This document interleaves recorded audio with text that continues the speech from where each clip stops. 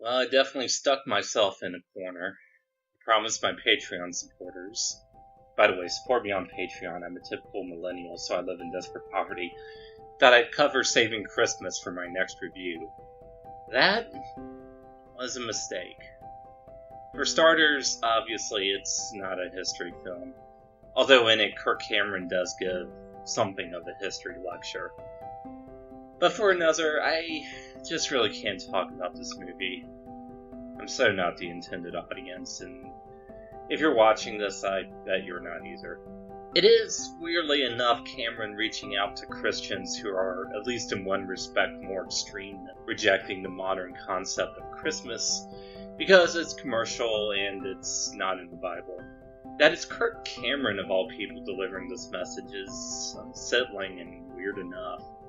In case you youngins don't know, Cameron was once upon a time a teen idol. No, really. So, in this great, mysterious before time, Kirk Cameron was not known for... Do you think homosexuality is a sin? I think that it's unnatural. I think that it's detrimental and ultimately destructive to so many of the foundations of civilization. But instead for starring in the sitcom Growing Pains. Now, historians still debate heavily over whether or not teenage girls from the period actually lusted after him, but there is actual primary source evidence, incredible as it may seem. Anyway, Kirk Cameron's long road from this to... Science has never found a genuine transitional form that is one kind of animal crossing over into another kind, either living or in the fossil record. And there's supposed to be billions of them. Now, what I'm about to show you does not exist. These were actually created by our graphic artists, but I want you to keep your eye out for this, because this is what evolutionists have been searching for hundreds of years. All right? And if you find one of these, you could become rich and famous. So here's some transitional forms. This is called the crocodile. Can you see this? God, I'm not. Started when he became a hardcore Christian, and allegedly got his co-star Julie McCullough fired because she was once a Playboy centerfold. Now, to be perfectly fair, Kirk still denies that that's what actually happened, and that Julie's character was going to be written off the show no matter what. But whatever the truth, it's pretty much a fact that Kirk's own copy of the Bible must have left out all that love thy neighbor stuff. After all, he didn't invite any of his co-stars to his wedding. It's actually pretty sad. He probably should have had more friends involved in his life's events when he had the chance. But don't feel bad, Kirk. You could have done a much, much worse job of coasting on the dregs left over after 5 minutes of fame with the help of a far-right Christian audience. So, I'm not going to follow my usual template and talk about the movie. Instead, I want to dive right into a subject that always comes up when talking about someone like Kirk Cameron.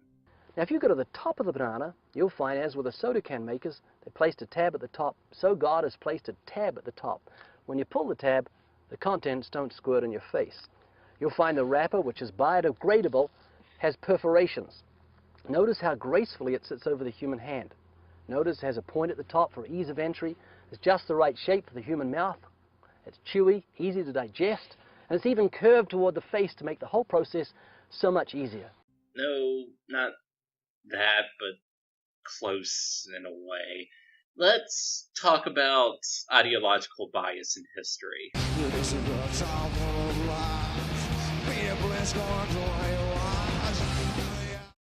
Now, something I've heard more than once is that history is subjective, you can't trust it, historical records are always biased, and besides that, there's this old chestnut. Now, I actually agree that historians and historical records are all biased. But here's the shocker for you. If you're going by that standard, then, well, everything's biased. Yes, STEM lords, that even includes science. Even when scientific research isn't being subjected to obvious political agendas, it's still influenced by the cultural and social context of the people and institutions involved. Of course, that doesn't mean that, say, Harrison's rule in biology or geometry's law of syllogism whatever that isn't a hard fact. You can more or less say the same about history. We know there was such a thing as the Han Dynasty, and that you really didn't want to be in Berlin in 1945. And like scientific laws or theories, you just work from there. Now, this is all a simplification of topics people have written whole books on, so let me wrap up by saying that bias in history isn't so much a problem, as it's rather the reason we have historians and historical debates in the first place. In fact, if you define bias in history broadly as a personal perspective that influences the direction of one's research, it can actually be a good thing. It's what brings us, for example, Asian American history and working class history. Now, I'm not saying that people who weren't working class or Asian American can't specialize in those areas, any more than the fact that I didn't exist in 18th century Europe means I can't specialize in 18th century Europe, or that there aren't benefits that come out from having an outsider's perspective. After all, one of the pioneers of LGBT history in the English-speaking world, Vern Bureau, was a married straight guy. But that kind of bias can lead you to ask original questions, or draw you into a field that's been neglected, or maybe doesn't even exist yet. Anyway, my point is that there's that kind of historical bias. And then there's the kind of historical bias where you just start off with your conclusion, and research and evidence is just some stuff you tack on later. Case in point. You have to remember, Jefferson is the first president to actually conduct a literal war on terror. He fought Islamicists, Muslim extremists, Muslim terrorists for a number of years. David Barton is more than a little infamous for arguing that the United States was explicitly founded as a Christian nation that believes in principles of limited government. What does that mean? Well, it means that these late 18th century intellectuals just happened to establish a 21st century far-right American's idea of what a government should be like. He's probably most famous in mainstream circles for the fact that a book he published, The Jefferson Lies, was discontinued. Why? Well, for starters, he loved to claim that Thomas Jefferson wasn't a deist, and instead that Jefferson was an evangelical Christian, just like David Barton and his target audience. Here's a really good example of actual rock-solid historical bias. In order to argue that Jefferson was not only a devout Christian, but the type of Christian who would have David Barton's seal of approval, Barton uses selective quotations, half-truths, ignores context, and takes small biographical details and makes sweeping conclusions out of them. Here's a good example from author Chris Rada. The 17-year-old Jefferson entered William & Mary, another religious school directly affiliated with the Anglican Church. Yeah, it was when Jefferson attended, but when Jefferson was governor of Virginia in 1779, he unreligiousized William & Mary. He got rid of all the religious stuff. So Jefferson secularized William and Mary, but it was religious when he attended it. Yeah, if you go to William and Mary's website, they actually even say that Jefferson abolished the old divinity school, which is more or less sort of the exact opposite of what he would do if Barton was right. But generally, Barton is just really good at completely ignoring inconvenient facts, even when they directly pertain to his arguments. Like that Jefferson wrote a letter in 1820 to William Short, where he expressed admiration for Jesus' moral teachings, but added that he considered St. Paul and Jesus' disciples to be, quote, dupes and imposters. Or that while Jefferson didn't like Islam all that much, he still, along with James Madison and John Leland, envisioned total religious freedom for Muslim citizens, although not so much freedom for their Muslim slaves. Or that Thomas Paine, while he called government a necessary evil, also argued that governments should distribute a basic income to every citizen. Or that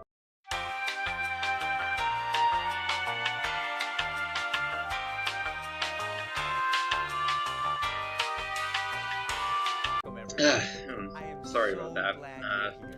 Well, you're probably just wondering what any of this has to do with Kirk Cameron. Well, Barton was one of the people Cameron consulted for a documentary on American history he made titled Monumental. They're the guys who put up the financial backing to do this Bible.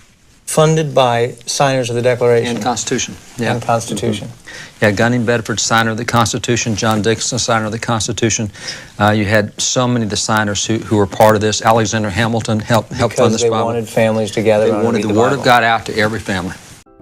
Here's a response from two historians to that particular claim. It is not surprising that Jefferson would order one of these Bibles.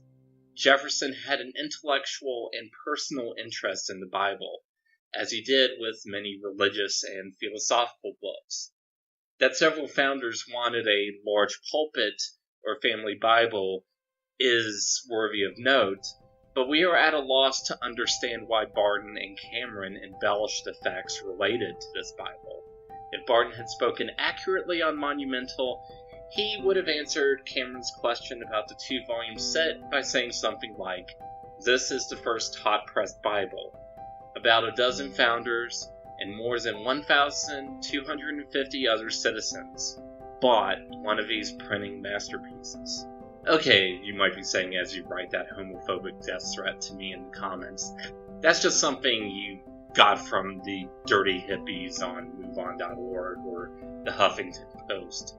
See, I guess you have learned something about bias, despite all my disjointed rambling. Let's check our source, which is an article by Warren Throckmorton and Michael Coulter. Both teach at Grove City College, which is a theologically and politically conservative religious college. Oh. The bottom line is that this is the kind of thing you'd expect from Kirk Cameron and his ilk. I mean, in this day and age with social media and countless news sites that cater to pretty much any political position you can think of, we all have our own little echo chambers. Even then, it's pretty safe to say Cameron's echo chamber, if it was real instead of metaphorical, would probably look like this. All that said, saving Christmas isn't really that bad. I mean, it is bad, awful even, but it's not as bad in what it's trying to do as anything David Barton's ever written. Maybe again it's because Kirk Cameron is speaking to people who are even deeper in hardcore Christian land than he is, at least on the issue of Christmas. But I look at what Christmas is, and I think to myself, this cannot be what God wants. I mean, people make fun of the Christmas tree party where Kirk Cameron goes on about the Christmas tree representing the forbidden fruit Adam ate and the crucifixion and stuff. I don't know, but he's not really arguing that's why people put up Christmas trees, but that it's an allegory or something. Because Kirk Cameron's God operates through convoluted metaphors of mundane cultural artifacts, apparently. But even the little bit of history here that Christmas isn't pagan is, well, okay, some historians argue that pre-Christian Roman festivals like Saturnalia and the Festival of the Unconquered Sun might have inspired at least some Christian rituals, but some also argue that the dating of Christmas was based on a 3rd century calculation of Jesus' birth date that wasn't really intended to coincide with any pagan holidays, so Kirk Cameron is right, sort of. He did it.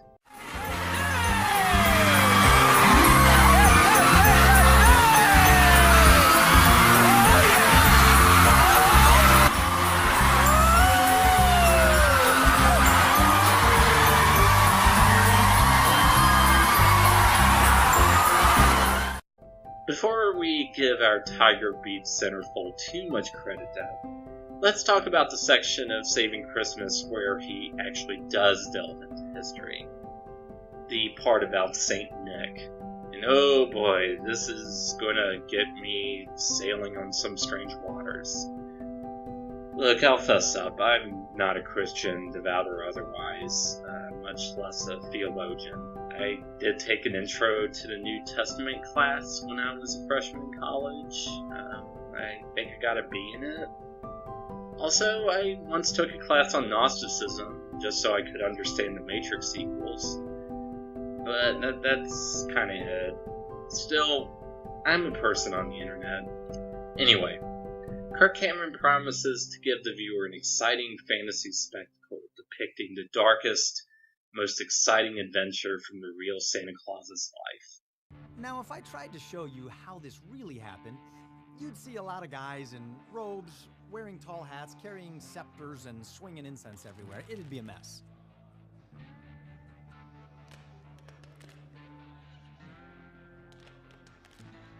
I want you to imagine this a little more Lord of the Ringsy.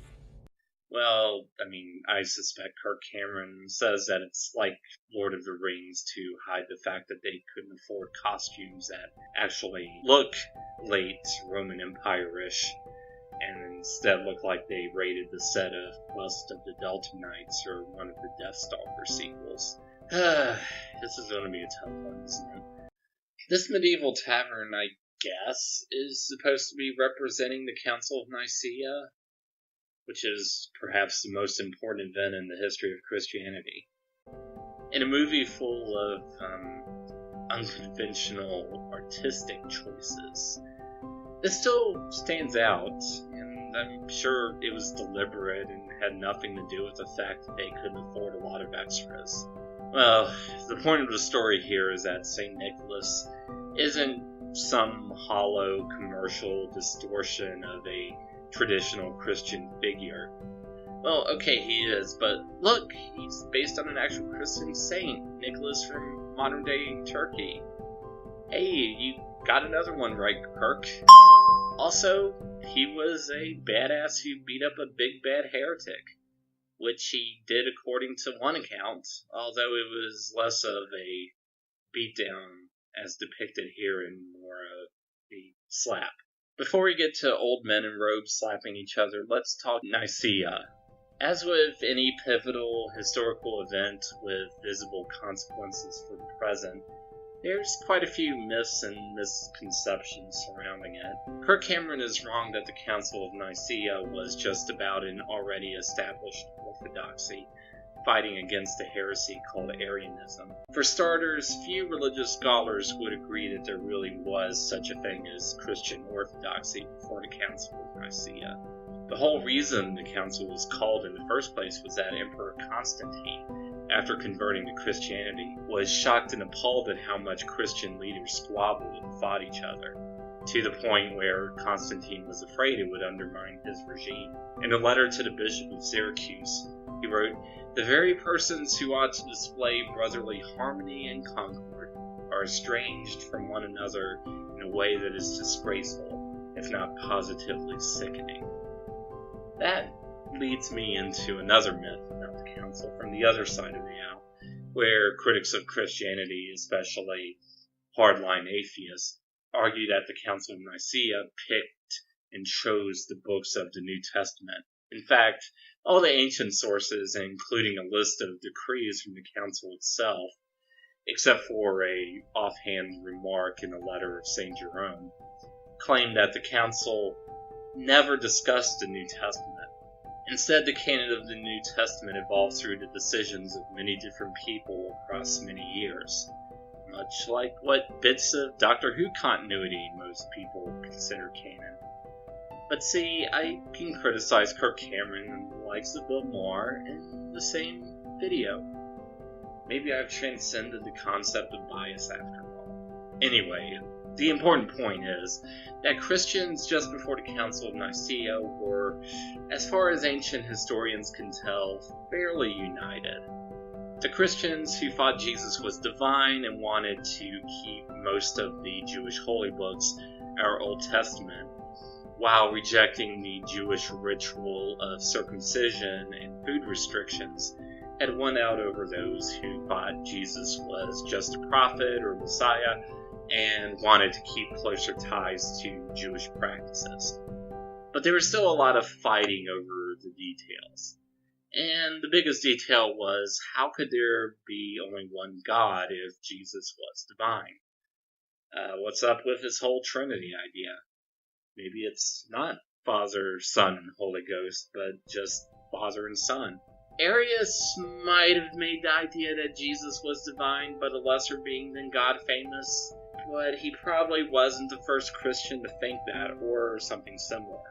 So Kirk Cameron is sort of right that by the 4th century, there seems to have been a consensus among Christians, just not as much of one as he'd claimed.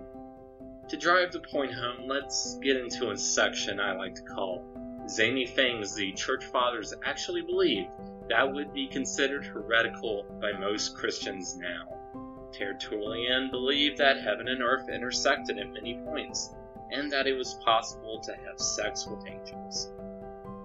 Origen believed in reincarnation, and that depending on how you behaved in life, you could end up becoming an angel or a demon, but may have also believed that eventually every soul would end up in heaven. Clement of Alexandria thought that Jesus did not have a human body, and that Eve came out of some sperm Adam ejaculated while sleeping. Theophilus of Antioch described the Trinity as Father, Son, and Wisdom. And as far as stamping out Arianism once and for all and setting up real true Christianity, the Nicene Council didn't really do that good a job, something Cameron leaves out completely. Now, Cameron is right that Arianism isn't doctrine for any Christian group existing today, except Jehovah's Witnesses. You guys always have to be the contrarians. But it was a different story in the ancient world. After the council, Arius was exiled by Constantine and was abandoned by all but 2 of his followers who were at the council. But he still made one hell of a comeback. The bishop Eusebius, Constantine's close friend and advisor, was an Arian who managed to get one powerful opponent of Arius, Athanasius of Alexandria, exiled, and was the guy who ended up baptizing Constantine on his deathbed. Also, Constantine's son and successor, Constantinus II, who was also an Arian, hosted 2 councils which decreed that it was Arianism that was orthodoxy, and the so-called Orthodox position that was heretical. The Arians were also much better at converting the Germans, which meant that once the Roman Empire started collapsing and getting replaced by German kingdoms, most of them had kings of the Arian variety. Guess beating up your religious rivals doesn't work out after all, does it, St. Nick? And that's actually kind of the point I want to make here. If you ignore Kirk Cameron's less Lord of the Rings, more Delta Knights recreation. For starters, the whole thing may not have happened at all. We do know a St. Nicholas was recorded as being at the council, but that's kind of it. The first surviving account that he did a bit more than just show up is left by a Venetian bishop, saying, "It happened that St. Nicholas, now an old man, was present at the Council of Nicaea, and out of jealousy of faith struck a certain Arian in the jaw, on account of which it is recorded that he was deprived of his mitre and pallium." Okay, that sounds pretty conclusive. Except the account is from sometime between 1370 and 1400, at least 1,000 years after the actual council took place. And you might have noted that Nicholas didn't even hit the big boy Arius, just some random Arian. A longer story, one where Arius got to slap, heard around the Christian world, comes to us from a Greek biography of St. Nicholas from the 16th century. Kirk Cameron actually follows this narrative pretty closely. St. Nicholas went off on Arius, just not as violently as Cameron would prefer, and as a result he had the symbols of his position as bishop taken from him, and was imprisoned. Kirk leaves out the best part though, where Jesus and the Virgin Mary pop up, give him back his bishop's robes, and the cell door unlocks. After that, the emperor apologizes for letting him be imprisoned, because it would just be really bad form to disagree with the Savior whose religion you just signed up to. All that said, it's still possible that it happened. I mean, maybe there were older written sources about the slap that were all lost, or the incident was preserved in a oral tradition, but for whatever reason, nobody wrote it down for a millennium. Still, to buy that, you also have to take home the idea that out of all the people who wrote about the Council of Nicaea and lived in the time, if they weren't actually there, none of them thought to mention the time that one guy stormed across the chamber to smack some other guy. However, Nicholas did, based on a modern digital reconstruction a medical artist made using digital technology, apparently have a badly broken nose that healed asymmetrically, so maybe he was a brawler?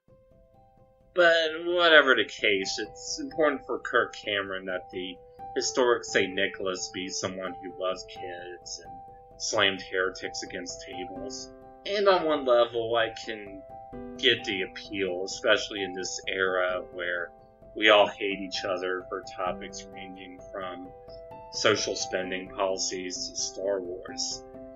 If you're sure you got the truth, especially the truth about the final destination of our eternal souls, there's a certain satisfaction in hearing stories of people fighting for that truth. Your truth, anyway. But the problem is it's a slippery slope, as Kirk Cameron himself helpfully demonstrates. In 385, a Spanish bishop named Priscillan got the dubious distinction of being the first Christian heretic executed by the order of a Christian government. He would prove to be just the first of many to die for not being the right type of Christian across more than 1,000 years. We do exist in a very different world now. Not only do different kinds of Christians get along, for the most part, but interfaith activism is a thing now. No doubt the Kirk Camerons and David Bartons of the world consider themselves heretics too, but clearly, despite them, Christianity can generally coexist with other faiths that have radically different ideas about the divine. That's what makes Kirk Cameron's glamorization of this scene, as much of a misfire as it is creatively, really creepy. However lighthearted he obviously wanted it, it's impossible to watch it without seeing a glimmer of Kirk's own sincere rejection of religious pluralism and tolerance, and a yearning for a return to the time when, if you had opinions on intimate spiritual matters that the authorities didn't like, you'd be very lucky to get just a slap.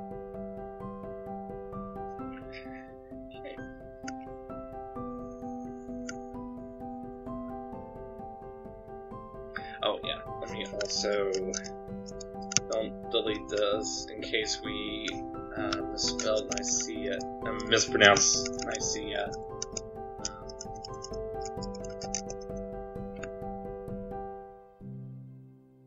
Let me do that sentence again.